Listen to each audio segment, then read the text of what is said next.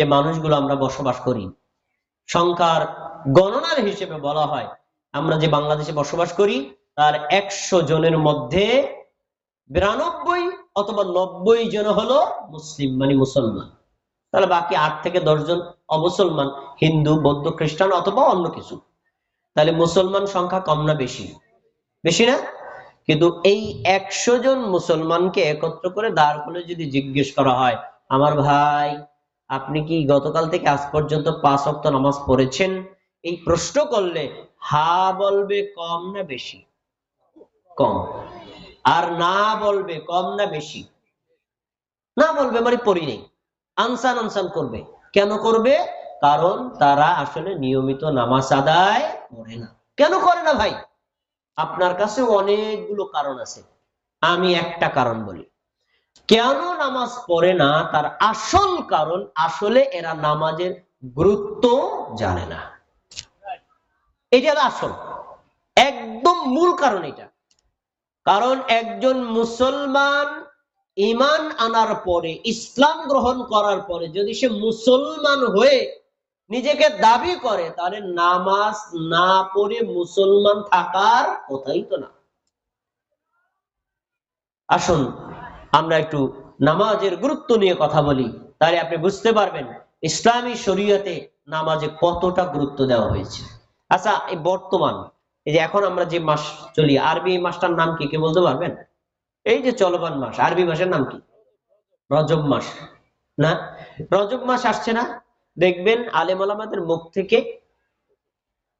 এই সামনের জুমায় অথবা পরের জুমায় অবশ্যই শুনবেন মেরাজ সম্পর্কে আলোচনা। রাসূল সাল্লাল্লাহু আলাইহি ওয়াসাল্লাম কিভাবে মেরাজ করেছেন, মেরাজে কি কি ঘটনা ঘটেছিল এবং মেরাজ থেকে আমাদের কি শিক্ষণীয় ঘটনা, এটা দেখবেন আমাদের অধিকাংশ লোকের মুখস্থ আছে না নাই? কিন্তু এই মেরাজের আসল শিক্ষাটা কি, এটা কিন্তু আমরা অনেকে এখন পর্যন্ত রিসিভ করতে পারিনি, অনেকে এখনো গ্রহণ করতে পারিনি। আসেন আমি আপনাকে একটু মনে করাই দিই, শোনা কথা মনে করাই দিই। সহিহ বুখারী হাদিস নম্বর 349। রাসূলুল্লাহ সাল্লাল্লাহু আলাইহি ওয়াসাল্লাম বলেন, আল্লাহ রাব্বুল আলামিন জিবরাইলকে আমার কাছে পাঠিয়ে দিলেন। আমি তখন উম্মে হানির ঘরে ছিলাম। উম্মে হানির ঘরের ছাদ ছিল, ছাদটাকে জিবরাইল ফাঁক করে আমাকে ওখান থেকে উঠে নিয়ে গেলেন বাইতুল্লাহ, মানে কাবা ঘরে। কাবা ঘরে গেলাম, তারপরে সেখান থেকে তিনি আমাকে নিয়ে গেলেন বাইতুল মাকদিস, মানে ফিলিস্তিনের বাইতুল মুকাদ্দাসে। বাইতুল মুকাদ্দাস থেকে জিবরাইল আলাইহিস সালাম বুরাকের মাধ্যমে আমাকে নিয়ে গেলেন প্রথম আসমান, তারপরে নিয়ে গেলেন দ্বিতীয় আসমান, তারপরে নিয়ে গেলেন তৃতীয় আসমান, তারপরে নিয়ে গেলেন চতুর্থ আসমান, তারপরে নিয়ে গেলেন পঞ্চম আসমান, তারপরে নিয়ে গেলেন ষষ্ঠ আসমান, তারপরে নিয়ে গেলেন সপ্তম আসমান, তারপরে নিয়ে গেলেন সিদরাতুল মুনতাহা। এরপরে আল্লাহ তার নবীকে যত দূর ইচ্ছা তত দূর নিয়ে গেছেন। সুবহানাল্লাহ। শুনছেন এই ঘটনা? শুনছেন না? আলেম ওলামারা বলেছে না, এই ঘটনাকে কি বলা হয়? মেরাজের ঘটনা। বলেন সবাই, কি বলে? মেরাজের ঘটনা। এই মেরাজের ঘটনা আমরা শুনছি, আবার সেখান থেকে আমাদের নবী সাল্লাল্লাহু আলাইহি ওয়াসাল্লাম ফেরত আসছেন, এই ঘটনা আমরা শুনছি, কিন্তু মেরাজের মূল শিক্ষাটা আমরা এখনো অনেকে রিসিভ করতে পারিনি। দেখেন হাদিসটা অনেক বড়, শেষের অংশ বলছি। রাসূলুল্লাহ সাল্লাল্লাহু আলাইহি ওয়াসাল্লাম বলেন, আল্লাহর সাথে আমি যখন সাক্ষাৎ করলাম, সাক্ষাৎ করে আমি সেখান থেকে আবার ফিরে আসছিলাম সিদরাতুল মুনতাহা, তারপরে সপ্তম আসমান, তারপরে ষষ্ঠ আসমান যখন পার হচ্ছিলাম, ষষ্ঠ আসমানে একজন নবীর সাথে দেখা, তিনি হলেন মূসা আলাইহিস সালাম। নবীর নাম কি? মূসা। যখন আমি মূসা আলাইহিস সালামের নিকট দিয়ে আসছিলাম, তখন তিনি বলছেন, মা ফারাদাল্লাহু লাকা আলা উম্মাতিক। হে মহানবী, বিশ্বনবী মুহাম্মদ সাল্লাল্লাহু আলাইহি সাল্লাম, আজ এই মহা ঐতিহাসিক রাতে আল্লাহ তাআলা আপনার নিকটে আপনার উম্মতের উপর কি ফরজ করেছেন? প্রশ্ন করেছেন কে? মূসা। খেয়াল করে শুনতে হবে, কে? কার কাছে? আমাদের নবীর কাছে। কার কাছে? আমাদের নবীর কাছে। আমাদের নবী সাল্লাল্লাহু আলাইহি সাল্লাম বলেন, ফারাদাল্লাহু আলাইয়া ফারাদাল্লাহু আলাইয়া 50 সালাতান আজকের এই মহা ঐতিহাসিক রাতে আল্লাহ তাআলা আমার নিকটে আমার উম্মতের জন্য দিবারাইতি 24 ঘন্টায় 50 ওয়াক্ত নামাজ ফরজ করে দিয়েছেন। কথা বলবেন সবাই, কয় ওয়াক্ত? আমরা পড়ি কয় ওয়াক্ত? বাকি 45 ওয়াক্তর কি হলো, এটা কি আপনাদের জানা আছে? কিছু মনে আছে? একটু মনে করাই। মুসা আলাইহিস সালাম বললেন, ফারজি ইলা রাব্বিক ফাইন্না উম্মাতাকা লা তুতিকু যালিক। এখনই আপনি আপনার রবের কাছে ফেরত যান, আল্লাহর কাছে ফেরত যান। আপনার উম্মত দৈনিক 24 ঘন্টায় 50 ওয়াক্ত নামাজ পড়তে পারবে না। আমাদের নবী সাল্লাল্লাহু আলাইহি সাল্লাম মুসা আলাইহিস সালামের কথা শোনার পরে আল্লাহর কাছে চলে গেলেন। আল্লাহর কাছে গিয়ে বললেন, আল্লাহ আমার উম্মতের জন্য বিধানটাকে সহজ করে দেন। আল্লাহ ওইখান থেকে 5 ওয়াক্ত কমিয়ে দিলেন। 50 থেকে 5 গেলে থাকে কত? 45 ওয়াক্ত। এইভাবে আমাদের মুসা আলাইহিস সালামের কাছে যখন আমাদের নবী আসলেন, মুসা আলাইহিস সালামকে আবার পাঠালেন। এইভাবে 9 বার পাঠিয়েছেন। 9 দিয়ে 5 রে গুণ দেন। এই পিছনে শোনেন না সবাই। 9 দিয়ে 5 রে গুণ দিলে কত হয়? 45 ওয়াক্ত কমে গেল। 5 ওয়াক্তের বিধান নিয়ে যখন আসছিলেন, তখন মুসা আলাইহিস সালাম জিজ্ঞেস করলেন, কি আছে? তখন তিনি বললেন, 5 ওয়াক্তের বিধান আছে। এই কথা শোনার পরে তিনি বলছেন, আবারও যান, এটাও পারবে না, এটাও কমায় আনেন। 5 ওয়াক্তও পারবে না, আরো কমায় আনেন। কারণ আপনার উম্মত গোসল করবে, পেশাব করবে, পায়খানা করবে, খাবার খাবে, ব্যবসা বাণিজ্য করবে, রিজিকের সন্ধানে যাবে, জমিতে যাবে, এত ওয়াক্ত নামাজ কেমনে পড়বে? আপনি যে কমায় আনেন। আলেম ওলামায়ে হাদিসরা আপনাদেরকে বলেছেন। আমি এই কথাটা কেন বলছি? এখান থেকে একটা শিক্ষা আছে, যে শিক্ষা আমরা কেউ গ্রহণ করতে পারি নাই। রাসূলুল্লাহ সাল্লাল্লাহু আলাইহি সাল্লাম বললেন, ফাস্তাহিয়াইতু রাব্বি, আমি আমার রবের কাছে বারবার যেতে লজ্জা পাই, শরম পাই। আমি যদি আমার আল্লাহর কাছে আবার যাই, আমার উম্মতের জন্য বিধান আরো কমবে। আর বিধান যদি কমে, আমার উম্মত আদায় করবেও কম, নেকিও পাবে কম। আমি আর যাব না। যা হয় আল্লাহ ভরসা, 5 ওয়াক্ত নামাজের বিধান নিয়ে ফিরে যাব। যখন এই কথা আমাদের নবী মুসা আলাইহিস সালামকে বলেছেন, তখন আরশ থেকে ডেকে আল্লাহ তাআলা আমাদের নবীকে একটা ওহী করেছেন। মুসা আলাইহিস সালাম উপস্থিত থাকতে মুসা আলাইহিস সালামও শুনেছেন, জিবরাইলও শুনেছেন, আমাদের নবীও শুনেছেন। এই বাক্যটাই হলো মেরাজের ঘটনার আসল শিক্ষা। এই শিক্ষাটা যে নেয় নাই, সে মেরাজের ঘটনা 70 বার শুনলেও কোনো ফায়দা নেই। কি শোনেন?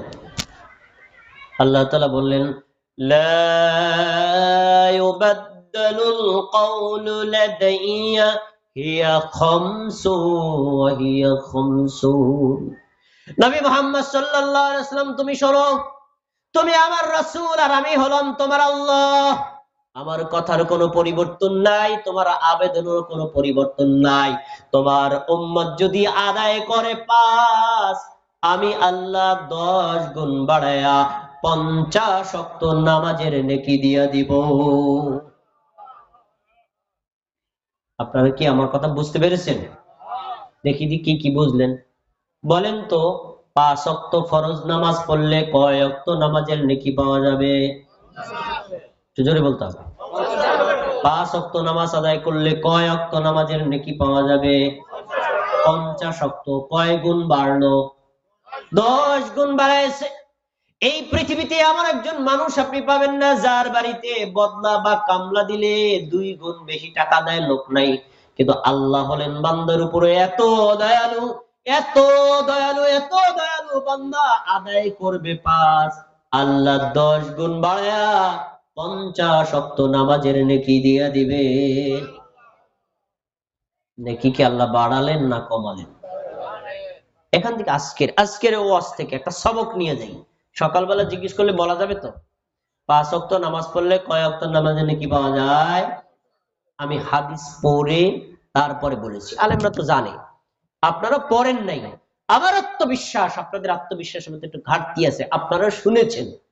কিন্তু আমি শতভাগ বিশ্বাসী, এই হাদিস বিশ্বাসের সাথে কোন নারী আর কোন পুরুষ যদি শোনে, তাহলে সে আর নামাজ ছেড়ে দেওয়ার কথা না।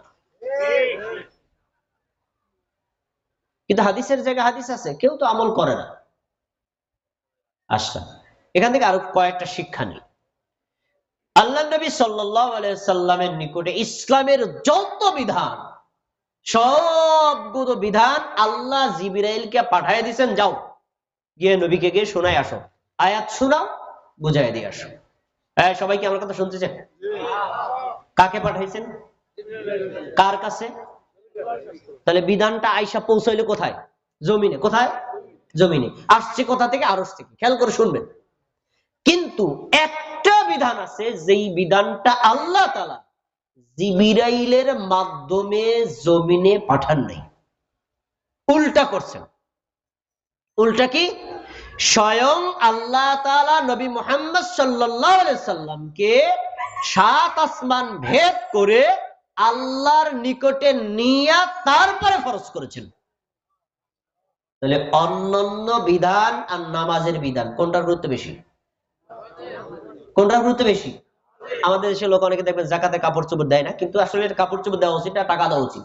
তা জাকাতের কাপড় চোপড় বাড়িতে বাড়িতে পৌঁছাই দিয়েছে একটা জিনিস, আর তার এক আত্মীয় আছে, তাকে ডাইকা আনছে, ভাই আমাদের বাড়িতে বেড়াইতে আসেন, আসলো, তারপরে তাকে একটা কাপড় দিল, বাড়িতে এনে তারপরে দিল।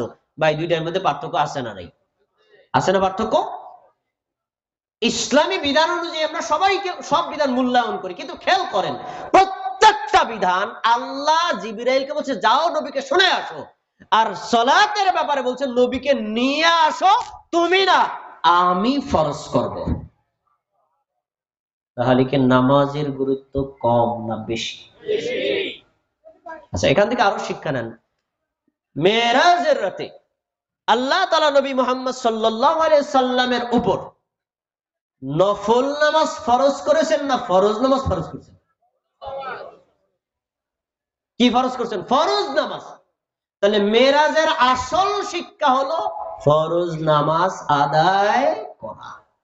আমাদের সমাজে দেখা যায় মেরাজ উপলক্ষে বিভিন্ন মসজিদে খিচুড়ির আয়োজন, জিয়াফাতের আয়োজন, খাবারের আয়োজন, মিষ্টির আয়োজন, দোয়ার আয়োজন, মুনাজাতের আয়োজন, হুজুরের বয়ান বক্তব্য, অনেক কিছু।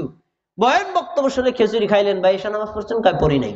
উনি কি মেরাজের আসল শিক্ষা পাইছে? পায় নাই। আল্লাহ করেছেন ফরজ নামাজ ফরজ। তো যে লোকটা প্রতিদিন 5 ওয়াক্ত ফরজ নামাজ আদায় করবে, সে যদি মেরাজের রাতে কোনোদিন ওয়াজ নাও শুনে, ওখানে যদি নাও বসে, তাহলে সে আসল শিক্ষা গ্রহণ করলো। আর এই লোকটা যদি ফরজ নামাজ আদায় না করে আর মেরাজের সারা রাতে সে নফল ইবাদত করে, মেরাজের আসল শিক্ষাই পাইল না। আপনারা কি আমার কথা বুঝতে পেরেছেন? এবার আরেকটু আগান।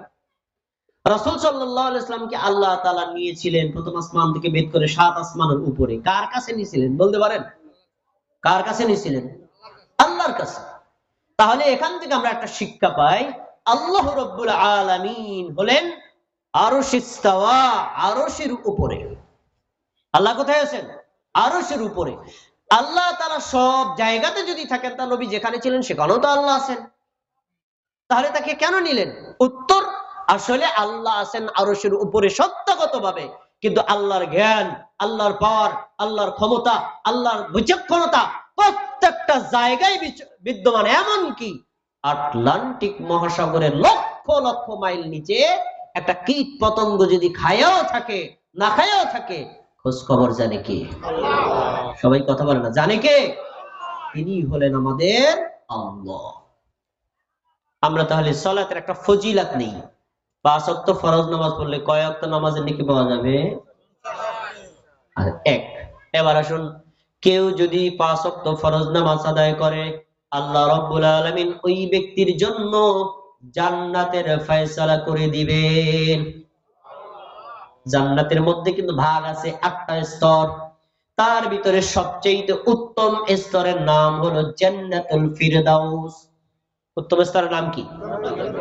টপ লিস্টের সুপ্রিম পাওয়ারের জান্নাত, যেটা আরশের নিচেই অবস্থিত। এই জান্নাত আল্লাহ তাদেরকে দিবেন যারা নামাজের হেফাজত। দলিল সূরাতুল মুমিনুন 9, 10 এবং 11 নম্বর আয়াত। আল্লাহ তাআলা বলেন, ওয়াল্লাযীনা হুম আলা সালাওয়াতিহিম ইউহাফিজুন। যে সকল নারী, যে সকল পুরুষ, সে যদি মুমিন হয়, সে যদি মুসলিম হয়, কোন মুমিন নারী পুরুষ যদি পাঁচ ওয়াক্ত সালাতের হেফাজত করে, এটা তার গুণ। এরপরে শোনেন, যদি এই গুণ সে অর্জন করে, উলাইকা হুমুল ওয়ারিসুন, তারাই হলো ওয়ারিস। আমি আরবি শব্দটাই বললাম, বাংলায় উত্তরাধিকারী। একটু বলেন তো, তারাই হলে মানে কি? ওয়ারিস, উত্তরাধিকারী। আমরা ওয়ারিস শব্দটা বুঝি, আমি মারা গেলে আমার সন্তান আমার সম্পদের ওয়ারিস হয়, মানে সম্পদের মালিক হয়, এটা বললেন। যারা নামাজের হেফাজত করে তারা হলো ওয়ারিস। এবার 11 নম্বর আয়াত, আল্লাহ বলছেন, আল্লাযীনা ইয়ারিসুনাল ফিরদাউস হুম ফিহা খালিদুন, যারা পাঁচ ওয়াক্ত ফরজ নামাজের হেফাজত করে আল্লাহ তাআলা তাদেরকে জান্নাতুল ফিরদাউসের ওয়ারিস বানায়া দিয়েছেন। কোন জান্নাতের ওয়ারিস? কথা বলেন সবাই। জান্নাতুল নামটা সবাই বলেন না, নামটা মুখস্থ রাখা দরকার। জান্নাতুল ফিরদাউস বলেন, আলাহা, এটা হলো টপ লিস্টের জান্নাত, এর উপরেই হলো আল্লাহর আরশ। তাহলে এই জান্নাতের মান, মর্যাদা, নিয়ামত কম না বেশি? তো আল্লাহ বলছেন, নামাজের হেফাজত করে যারা, জান্নাতুল ফিরদাউসের উত্তরাধিকারী হলো তারা। কোরআনের আয়াত। সন্দেহ আছে ভাই? সন্দেহ। এখন প্রশ্ন থাকতে পারে, কয় দিনের জন্য আল্লাহ জান্নাত দিবে? পরে বলছেন, হুম ফিহা খালিদুন, যে সকল মুমিন নারী পুরুষরা নামাজের হেফাজত করবে, নামাজ আদায় করবে, আল্লাহ তাআলা তাদেরকে জান্নাতুল ফেরদাউস দিবেন। একদিনের জন্য না, চিরদিনের জন্য তারা অমর হয়ে জান্নাতে থাকবে। সুবহানাল্লাহ। আমরা জান্নাত চাই নাকি চাই না? তাহলে নামাজের হেফাজত করতে হবে, মানে নামাজ আদায় করতে হবে। সুনানে আবু দাউদ 430 নম্বর হাদিসটা খুলে দেখেন। قال أبو قتادة رضي الله تعالى عنه قال رسول الله صلى الله عليه وسلم, আবু কতাদা রাদিয়াল্লাহু আনহু বলেন, রাসূল সাল্লাল্লাহু আলাইহি ওয়াসাল্লাম বলেছেন, ইন্নী ফারাদতু আলা উম্মাতিকা খামসা সালাওয়াত, আল্লাহ বলেছেন, নিশ্চয়ই আমি তোমার উম্মতের উপর দিবারাত্রি 24 ঘন্টায় 5 ওয়াক্ত নামাজ ফরজ করেছি। নামাজ ফরজ করেছেন কে? হুজুরে, আলেমে, মুফতি মাওলানারা, সাহাবীরা, নবীরা। কে করছেন? স্বয়ং আল্লাহর বিধান। তো বলছেন, আমি আল্লাহ তোমার উম্মতের উপর দিবারাত্রি 24 ঘন্টায় 5 ওয়াক্ত নামাজ ফরজ করেছি। ফরজের সাথে আমি একটা শর্ত দিয়েছি, আন্নাহু মান জাআ ইউহাফিজ আলাইহিন্না লিওয়াকাতিহিন্না আদখালতুহুল জান্নাহ। নবী মুহাম্মদ সাল্লাল্লাহু আলাইহি ওয়াসাল্লাম, তুমি শোনো, তোমার উম্মতের মধ্যে কোন আল্লাহর বান্দা, কোন আল্লাহর বান্দি, কোন নারী, কোন পুরুষ যদি 5 ওয়াক্ত নামাজ ওয়াক্ত মতো আদায় করে, নামাজ কাজা না করে, আমি আল্লাহ নিজ দায়িত্বে তাকে জান্নাতে প্রবেশ করায় দিব। তাহলে জান্নাতে নেওয়ার দায়িত্ব কার? জান্নাতের মালিক কে? জাহান্নামের মালিক কে? তো ওই আল্লাহ যদি বলে, আমি আল্লাহ তোমার জন্য জান্নাতে ঢুকানোর দায়িত্ব নিলাম, তাহলে জান্নাতে যেতে আর কোনো সন্দেহ থাকে? আমরা জান্নাতে যেতে চাই না, তাহলে নামাজ আদায় করতে হবে। দুইটা ফজিলত গেল। 3 নম্বর, আমরা দুনিয়াতে আসার পর জীবনে অনেক পাপ করেছি। পাপ করেছি না করি নাই? ছোট পাপ করেছি, বড় পাপ করেছি, কবিরা সগীরা অনেক পাপ করেছি। আল্লাহ রাব্বুল আলামিন 5 ওয়াক্ত নামাজের মাধ্যমে একজন নারী, একজন পুরুষ, একজন মুমিন আর মুসলিমের পাপগুলো ক্ষমার ব্যবস্থা রেখেছেন। সুবহানাল্লাহ। কে ক্ষমা করে দিবেন? পাপ ক্ষমা করে দিবেন কার? যে নামাজ পড়বে তার, মুসল্লির। কিভাবে পাপ ক্ষমা করবেন তার একটা দৃষ্টান্ত নেন। নবী সাল্লাল্লাহু আলাইহি ওয়াসাল্লাম বলেছেন, নাস-সালাওয়াতুল খামসু ওয়াল জুমআতু ইলাল জুমআ ওয়া রামাদানু ইলা রামাদান। 5 ওয়াক্ত নামাজ যদি কোনো আল্লাহর বান্দা আর বান্দি আদায় করে, 5 ওয়াক্ত নামাজ আদায় করতে সর্বোচ্চ সময় লাগে 1 ঘন্টা। আর যদি দ্রুত করে তাহলে কম। আমি ধরলাম 1.5 ঘন্টা, মনে করেন 1.5 ঘন্টা সময় ধরলাম, কিন্তু দিবারাত্রি 24 ঘন্টা থেকে 1.5 ঘন্টা গেলে বাকি সময়টা মানুষ অন্যান্য কাজে ব্যস্ত থাকে। রাসূল সাল্লাল্লাহু আলাইহি ওয়াসাল্লাম বলেন, কেউ যদি 5 ওয়াক্ত নামাজ আদায় করে, এই নামাজের বাইরের সময়ে ওই নামাজের কারণে মধ্যবর্তী পাপগুলো আল্লাহ ক্ষমা করে দিবেন। কিভাবে ক্ষমা করবেন? একটু আগে পড়লেন এশা নামাজ, তারপরে পড়বেন ফজর নামাজ। এশা থেকে ফজরের মাঝখানে কোনো পাপ হলে ফজর আবার জোহর পড়বেন 2 ওয়াক্তের মাঝখানে, জোহর আবার আসর পড়বেন 2 ওয়াক্তের মাঝখানে, আসর আবার মাগরিব পড়বেন 2 ওয়াক্তের মাঝখানে, মাগরিব থেকে এশা পড়বেন 2 ওয়াক্তের মাঝখানে। আপনার দ্বারা যদি ছোট ছোট পাপ হয়ে যায়, নামাজের কারণে ক্ষমা করে দিবেন কে? আমাদের পাপ ক্ষমা হোক, চাই না? আমরা চাই না? তাহলে নামাজ পাপ ক্ষমা নেওয়ার একটা মাধ্যম। গ্রামের মানুষ, তো একটু গ্রামের কথা বলি। আমরা 5 ওয়াক্ত নামাজ জামাতের সাথেই পড়বো, এটি হলো মূল চাহিদা। কিন্তু কেউ যদি একদম দূরে গ্রামে জমিতে বিলের মধ্যে গিয়ে কাজে যায়, তখন যদি নামাজের ওয়াক্ত হয়ে যায়, মসজিদে না আসলেও ওইখানেও যদি সে নামাজটা ওয়াক্ত মতো পড়ে নেয়, আল্লাহ তার পাপও ক্ষমা করবেন, জান্নাতও দিয়ে দিবেন। সুনানে আবু দাউদের হাদিস, রাসূল সাল্লাল্লাহু আলাইহি ওয়াসাল্লাম বলেন, ইয়া'জাবু রাব্বুকুম মিন রা'ইন গানামিন ফি শাদিয়াতিন মিন জাওয়ালিন নামার। সাহাবীরা শোনো, তোমাদের মধ্যে একজন রাখাল যদি বিলের মধ্যে চলে যায়, সেখানে এই গরু ছাগল উট গুলো চড়ায়, একদম দীর্ঘ এলাকায় চলে গেছে, এখন সেখানে যদি তার নামাজের ওয়াক্ত হয়, নামাজের ওয়াক্ত হওয়ার সঙ্গে সঙ্গে মসজিদে আসে না, বরং ওইখানে দাঁড়ায়া, ওইখানে জমিনের আইলে দাঁড়াইয়া লোককে যদি আজান দেয়, মসজিদ না কিন্তু খোলা মাঠে আজান, ওখানে যদি আজান দেয়, এবং ওই জমির আইলে দাঁড়াইয়া, ওখানে জমিতে দাঁড়াইয়া যদি সালাত কায়েম করে, আল্লাহ তাআলা আরশের উপরে ওই দৃশ্য দেখে খুশি হন না বেজার হন? এমন খুশি হন, তখন আল্লাহ তার আরশের চতুর্পাশের ফেরেশতাদেরকে ডেকে বলেন, উনজুরু ইলা আবদি হাদা। ফেরেশতারা, তোমরা বলছিলা মানুষকে সৃষ্টি করার দরকার নাই, তাকায় দেখো বিলের মধ্যে কোনো মানুষ নাই, ও যদি নামাজ আদায় না করে কেউ তারে জিজ্ঞেস করবে না, আজান যদি নাও দেয় কেউ তাকে জিজ্ঞেস করবে না, একামত যদি নাও দেয় কেউ তাকে জিজ্ঞেস করবে না, কিন্তু শিয়াকাফু মিন্নি, ওই জায়গায় দাঁড়ায় আমার বান্দা আমাকে ভয় করেছে, ওয়ায়ুকিমুস সালাত, সালাত কায়েম করেছে, তোমরা সাক্ষী থাকো, ক্বাদ গফারতু লাহু ওয়া আদখালতুহুল জান্নাহ, আমি আল্লাহ বান্দার পাপ ক্ষমাও করে দিলাম, জান্নাতেও প্রবেশ করায় দিলাম।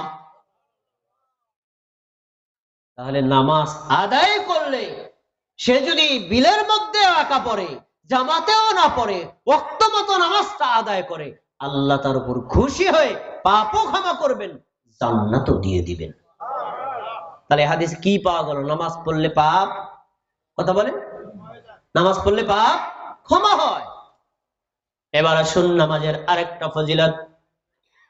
কোন আল্লাহর বান্দা বান্দি যদি নামাজ আদায় করে, এই আল্লাহর বান্দা বান্দি কিয়ামতের দিন জাহান্নামের আগুন থেকে অতি সহজেই মুক্তি পেয়ে যাবে, অতি সহজে।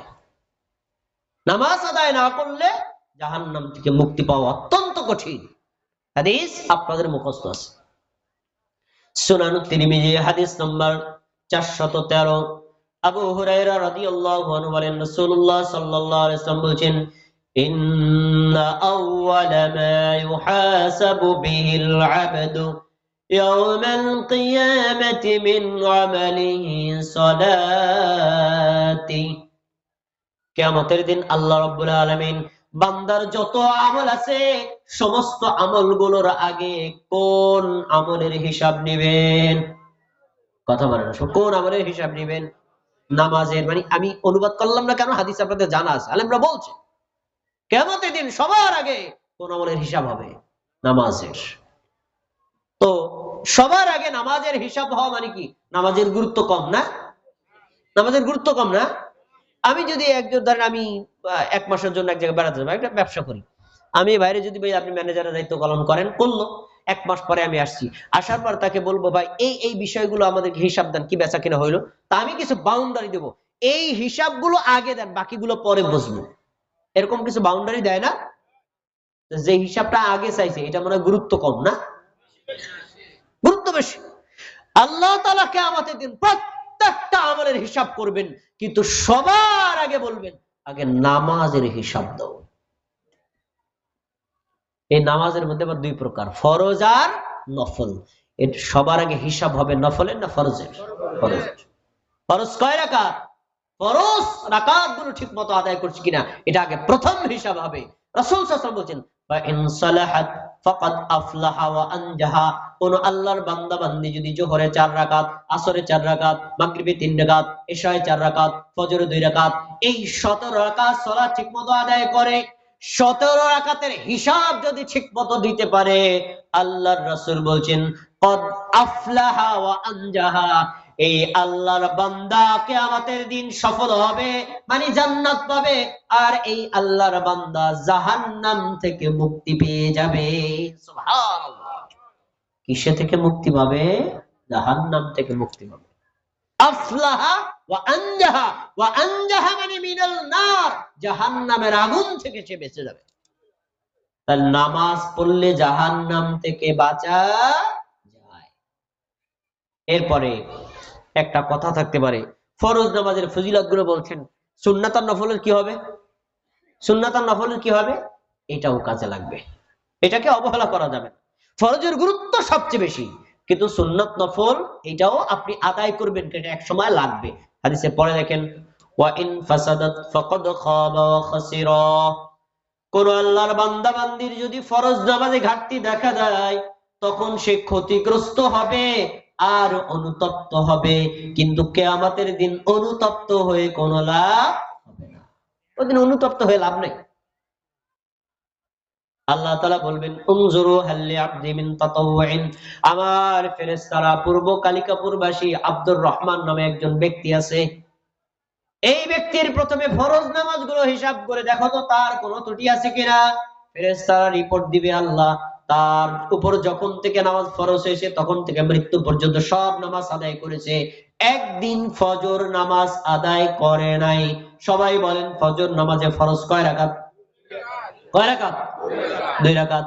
আল্লাহ তাআলা বলবেন আমার আব্দুর রহমানকে জাহান্নামের আগুন থেকে বাঁচানোর ব্যবস্থা করা যায় কিনা দেখো। আব্দুর রহমানের জীবনে কোন নফল সুন্নাত নামাজ আছে কিনা? ফেরেশতারা বলবে হ্যাঁ। আব্দুর রহমান একদিন মসজিদে ঢোকার পরে দেখি জামাতের আরো 10 মিনিট সময় বাকি আছে। সে চিন্তা করলো আমি এতক্ষণ দাঁড়ায় কি করব। সে মসজিদে ঢোকার পরে 2 রাকাত দুখুলুল মসজিদ, 2 রাকাত সালাত আদায় করছে, তারপরে সে জামাতে অংশগ্রহণ করেছে। এই 2 রাকাত নামাজ কি ফরজ না নফল? নফল। আল্লাহ তাআলা বলবেন এই 2 রাকাত নফল নামাজকে তোমরা ফরজ ধরে আমার বান্দাকে জাহান্নাম থেকে বাঁচানোর ব্যবস্থা করে দাও। দেখো দি তার ফরজের কোনো ঘাটতি নফল দিয়ে পূরণ করা যায় কিনা, যায় তুমি যায় তাহলে তাকে জাহান্নাম থেকে বাঁচানোর ব্যবস্থা করে দাও। নফল সুন্নাত লাগবে নাকি লাগবে না? ওইটা ব্যাকআপ। ফরজ তো অবশ্যই আদায় করবেন, নফল সুন্নাতটা আপনার একটা সময় কাজে লাগবে। এই জন্য আমরা সালাতের ব্যাপারে সর্বোচ্চ মনোযোগী থাকবো। হাদিস থেকে একটা গুরুত্বপূর্ণ শিক্ষণীয়, যদি কোনো ব্যক্তির নামাজে ঘাটতি হয় তাহলে হজের হিসাব দরকারই নেই, যাকাতের হিসাব দরকারই নেই, সিয়ামের হিসাব দরকার নাই, জাহান্নামে ফালাও। ওইগুলো পরে, আগে নামাজ তারপরে অন্য ইবাদত। নামাজ ঠিক থাকলে বাকিগুলো ঠিক, নামাজ যদি ঠিক না থাকে তাহলে বাকিগুলো ঠিক থাকলেও বেঠিক। এজন্য নামাজ কি আমাদের আদায় করতে হবে নাকি হবে না? আমি আপনাদের নামাজের গুরুত্ব সম্পর্কে 4টা কথা বলেছি, মনে পড়ে কিনা দেখেন। 1 নম্বর 5 ওয়াক্ত নামাজ পড়লে কয় ওয়াক্তের নামাজের নেকি পাওয়া যাবে? 5 ওয়াক্ত নামাজ পড়লে আল্লাহ কি দিবেন? জান্নাতুল ফেরদাউস। 5 ওয়াক্ত নামাজ পড়লে আল্লাহ তাআলা তার পাপ ক্ষমা করে দিবেন। 5 ওয়াক্ত নামাজ আদায় করলে আল্লাহ তাকে জাহান্নাম থেকে বাঁচানোর ব্যবস্থা করে দিবেন। আমাকে একটা উত্তর বলেন তো, কেউ কারো যদি 4টা জিনিস হয়, 4টা জিনিস, 1 5 ওয়াক্ত নামাজ আদায় করলে 50 ওয়াক্তের নেকি, 5 ওয়াক্ত নামাজ আদায় করলে জান্নাতুল ফেরদাউস, 5 ওয়াক্ত নামাজ আদায় করলে জাহান্নাম থেকে মুক্তি, 5 ওয়াক্ত নামাজ আদায় করলে পাপগুলো ক্ষমা, এরপরে আর লাগে কি? আখিরাতের পরে আর লাগবে কি? চাচা দাদারা বলেন। সালাত এমন একটি ইবাদত, এই ইবাদতের মাধ্যমে আল্লাহ বান্দার সর্ব চাহিদা আখিরাতে পূরণ করে দিবেন। তাহলে এখন থেকে আমরা নামাজের গুরুত্ব নেব তো ইনশাআল্লাহ? আল্লাহ আমাদের তৌফিক দান করুন, আমিন। এতক্ষণ যে কথাগুলো বলেছি না, অনেকের মাথার উপর দিয়ে গেছে, কারণ তিনি তো এখানে এসে শোনেন নাই, চায়ের দোকানে বসে শুনছেন, ঘরে বসে শুনছেন, মাথার উপর দিয়ে